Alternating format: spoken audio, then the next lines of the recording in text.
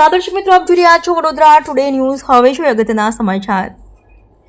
Prajashakti democratic party દ્વારા પાલિકાના અધિકારીઓની મિલીભગતના કારણે જે ફાઇલો બહાર જઈ રહી છે તેને લઈ મ્યુનિસિપલ કમિશનરને આવેદનપત્ર આપ્યું. શહેરના દરેક ઘરોમાં પીવાનું પાણી એક જ ટાઈમ પર આવે છે, જે 2 ટાઈમ આપવામાં આવે અને સ્વચ્છ મળે, તેમજ દરેક વોર્ડમાં ગંદા પાણીની રજૂઆત થાય છે. તેને ધ્યાન લઈ સ્વચ્છ પાણી આપવા સાથે જ શહેરમાં ખાડાઓને લીધે રસ્તાઓ જોખમરૂપ થઈ ગયા છે, જેના કારણે 2 વ્હીલર ઉપર જતી મહિલાઓ તેમજ સ્કૂલ કોલેજમાં જતી વિદ્યાર્થીઓના અકસ્માત થાય છે. એ રોકવાની સાથે વડોદરા મહાનગરપાલિકાની ઓફિસોના અધિકારીઓની મિલીભગતના કારણે જે ફાઇલો બહાર જઈ રહી છે તે યોગ્ય અને તેને રોકવા માટે આજે પ્રજાશક્તિ ડેમોક્રેટિક પાર્ટી દ્વારા મ્યુનિસિપલ કમિશનરને સૂચન સાથે આવેદનપત્ર અપાયું.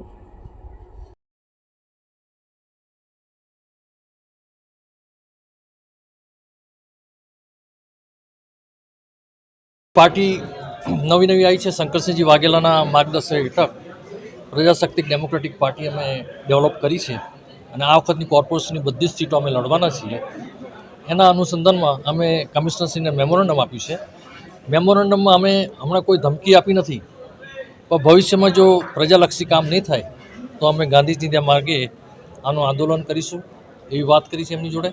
બીજું કે ખાસ કોર્પોરેશનમાં ઘણા વખતથી અમે જોઈ રહ્યા છીએ કે ફાઇલોનું સેટિંગ બહાર થાય છે.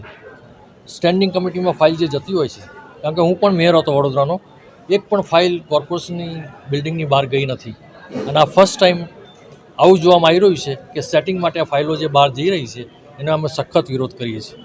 બીજું કે આજે ટીપીમાં અમારા પ્રમુખ સાહેબે બી કીધું કે ટીપીમાં જે રીતે આયોજન થવું જોઈએ એ રીતનું આયોજન થતું નથી. ભવિષ્યમાં જે પ્લોટ ફાળવેલા છે એ પ્લોટને વેચી અને જે ફાયદો કોર્પોરેશન કરે છે એ ગેરમાર્ગી છે.